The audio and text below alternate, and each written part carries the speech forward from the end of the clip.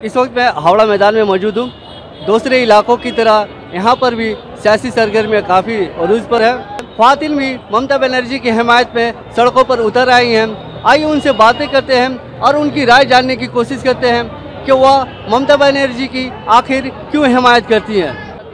ममता, हम लोग क्या चाहते हैं? दीदी तो माइनॉरिटी को लेकर चल ही रही हैं। हम लोगों को जगह के स्वास्थ्य साथी दिया, वो सब आ गया, माइनॉरिटी में भी आया। स्कूल में जो काम कर रही हैं, स्कूल में साइकिल दे रही हैं, बच्चों के एजुकेशन के लिए वो फंड दे रही हैं, वो जाकर के आ गया।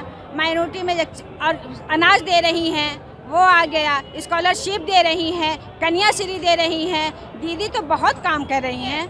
माइनॉरिटी के लिए तो हम पर्सनल नहीं बोलेंगे, माइनॉरिटी के लिए जो हमारे बंगाल का जो विकास हो रहा है, ये ममता दीदी है तो मुमकिन है। ममता दीदी है, बंगाल में अमन है, शांति है। हम लोगों को सुकून चाहिए, अमन चाहिए।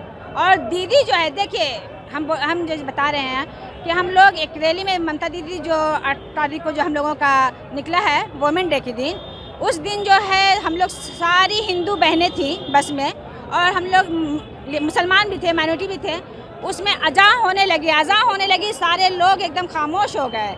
ये देखकर मुझे इतना अच्छा लगा और फ़ख्र होने लगा कि हम बंगाल में रहते हैं और हम लोग को ये ममता दीदी ही चाहिए बंगाल में। बिल्कुल सेफ हैं वो लोग जो बोल रहे हैं ना, वो अपना रियासत को देखें, स्टेट को देखें कि वहाँ कितनी महिलाएं हर सेकंड में महिलाओं पे ज्यादती रेप केस चला रहा है। यूपी में है, गुजरात में है, दिल्ली में है। तो आप जाकर के वहाँ देखें, ममता दीदी यहाँ जो कर रही है ना, हम लोग कह रहे हैं कि हम लोग बिल्कुल सेफ हैं। अभी जो हालात है, जो 2019 रिजल्ट होने के बाद हालात यहाँ पे काफ़ी ख़राब हो गई है।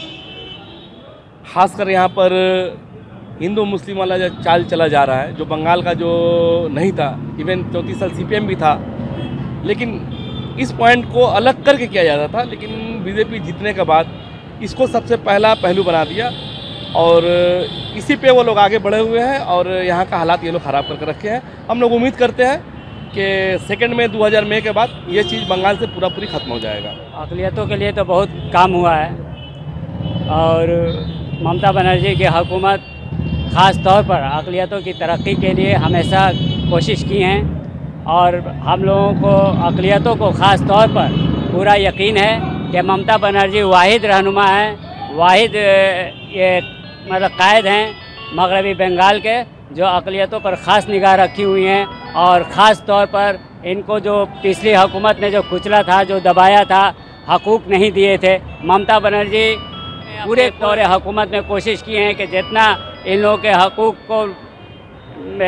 हकूक़ नहीं दिए गए हैं, उनको फिर से इनको हकूक़ दिया जाए। और जहाँ जहाँ ज़रूरत पड़ी है, ममता बनर्जी ने अक़लियतों के तरक्की के लिए कोशिश किया है। ममता बनर्जी जिस तरह पूरे पश्चिम बंगाल में काम की हैं, यहाँ किसी भी पार्टी का कोई माहौल साजगार नहीं है सिवाय तृणमूल कांग्रेस छोड़ के। हावड़ा के अवाम सिर्फ तृणमूल कांग्रेस को चाहती है, इसलिए कि ममता बनर्जी ने जितने भी स्कीम लाए आम आदमी की भला के लिए, जैसे स्वास्थ्य साथी, कन्याश्री, जुबो साथी, ये सब स्कीमें देखते हुए हावड़ा के लोग सिर्फ और सिर्फ तृणमूल कांग्रेस को ही चाहेंगे। हावड़ा से ETV भारत के लिए शमशेर अली की रिपोर्ट।